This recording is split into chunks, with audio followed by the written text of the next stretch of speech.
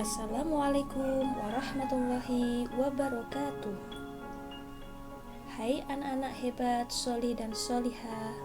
Bertemu lagi ya bersama dengan Bu Is di dalam pembelajaran pendidikan agama Islam. Materi yang akan kita bahas pada pagi hari ini yaitu tentang hidup lapang dengan berbagi, di mana materi yang akan kita bahas yaitu tentang zakat ya anak-anak. Mari kita lanjutkan. Sebelum pembelajaran, mari kita berdoa dulu. Berdoa mulai. Raditu billahi rabba wa bil islami dina wa bi muhammadin nabiyya wa rasulah. Rabbi zidni ilma warzuqni fahma. Amin ya rabbal alamin. Baik anak-anak, kita masuk pada materi zakat ya. Zakat menurut bahasa yaitu berkembang, suci, dan berkah.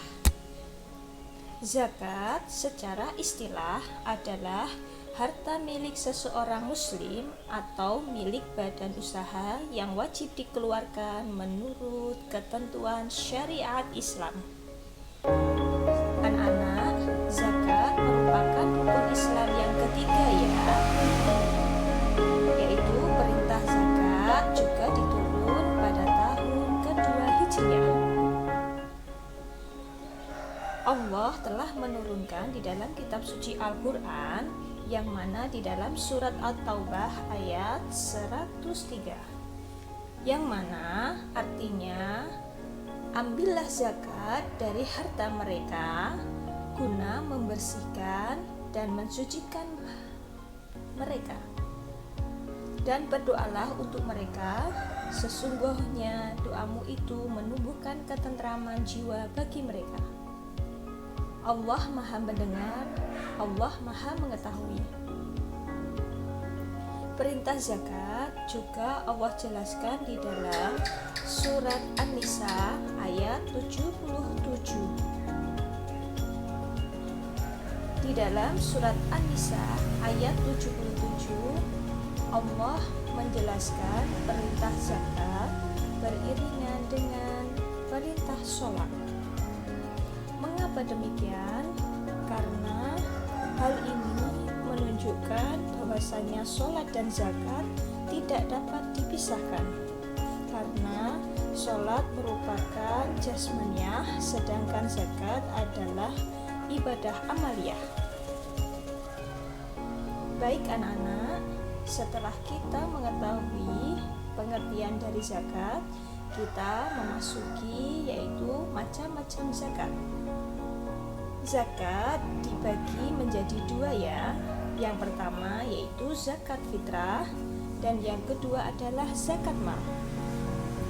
Yang pertama kita akan membahas tentang zakat fitrah dulu ya. Zakat fitrah menurut bahasa ialah suci atau bersih. Sedangkan secara istilah zakat adalah pemberian bahan pokok yang menjelang hari raya Idul Fitri dengan syarat dan ketentuan dan ketetapan. Anak-anak, zakat fitrah ini adalah hukumnya wajib ya, apabila kita memiliki kelebihan harta untuk makan sehari semalam untuk keluarga kita dan masih diberikan umur di bulan Ramadan hingga terbenamnya matahari.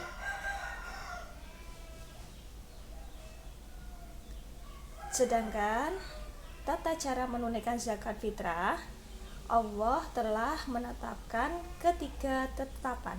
Ya, yang pertama, Bu Is akan menjelaskan di mana tahap yang pertama ya. Yang pertama kita lalui dalam menunaikan zakat fitrah. Ketiga poin ini, yang pertama adalah berupa bahan makanan pokok.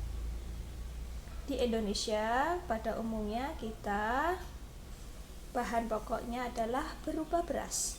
maka zakat fitrahnya menggunakan beras ya. Banyaknya yaitu 2,5 kg atau 3,5 liter beras. Dan yang kedua yaitu waktu zakat fitrah. Saat zakat fitrah terbenam mulai dari akhirnya bulan Ramadan atau malam hari raya hingga sebelum sholat Idul Fitri. Namun zakat boleh dikeluarkan selama bulan Ramadan ya.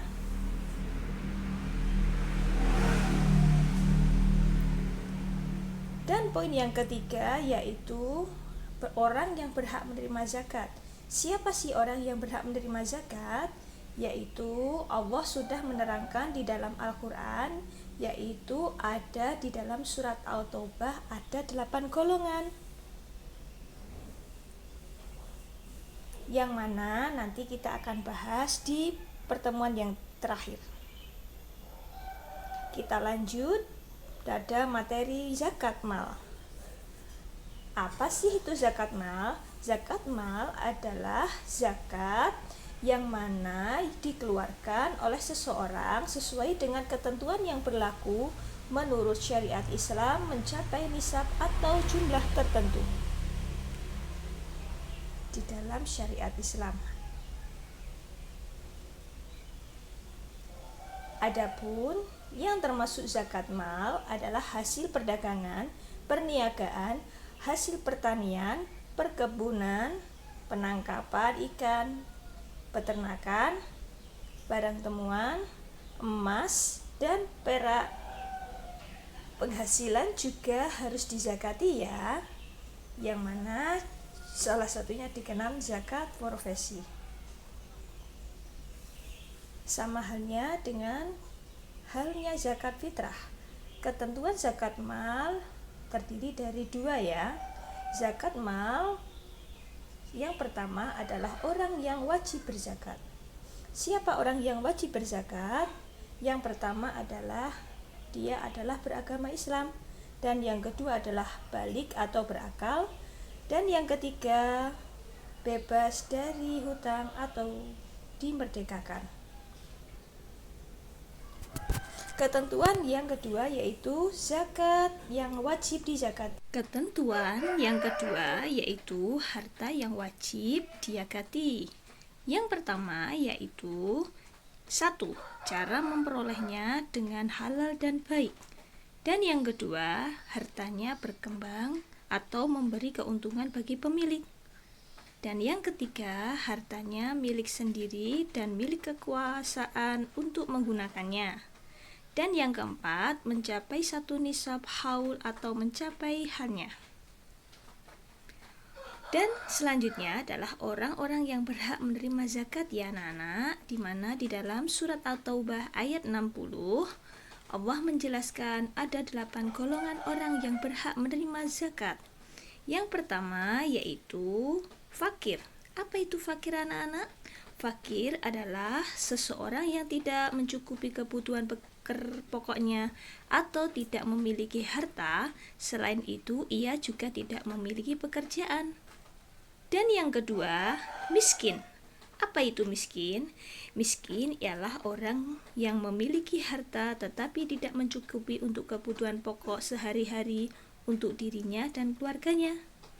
Dan yang ketiga yaitu amil. Apa itu amil anak-anak? Ialah orang yang bertugas di dalam pemerintahan, di mana ditugaskan di lembaga zakat atau imam untuk mengelola dan mendistribusikan zakat.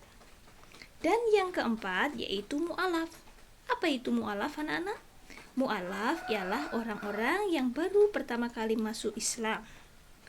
Dan yang kelima yaitu riqab. Apa itu riqab? Riqab ialah usaha memerdekakan hamba sahaya dengan cara membelinya dengan uang zakat. Dalam hal ini, uang zakat dapat digunakan untuk membebaskan dirinya agar mereka merdeka. Dan yang keenam yaitu gharib. Apa itu gharib anak-anak? Ialah orang yang sedang ditimpa hutang yang banyak dan tidak mampu melepaskan dari hutang tersebut kecuali terdapat bantuan dari orang lain. Dan yang ketujuh yaitu sabilillah. Apa itu sabilillah? Yaitu sekelompok orang ataupun seseorang yang berpeluang untuk syiar di dalam agama Islam. Dan yang kedelapan yaitu Ibnu Sabil, yaitu orang yang sedang akan melaksanakan perjalanan dengan tujuan untuk kebaikan, tetapi kekurangannya bekal ataupun biaya di dalam perjalanan tersebut.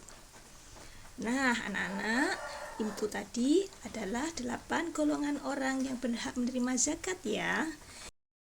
Nah, mungkin itu yang dapat Bu Is sampaikan ya tentang materi zakat. Ada kurang lebihnya, Bu Is mohon maaf. Wabillahi taufiq wal hidayah. Wassalamualaikum warahmatullahi wabarakatuh. Terima kasih anak-anak.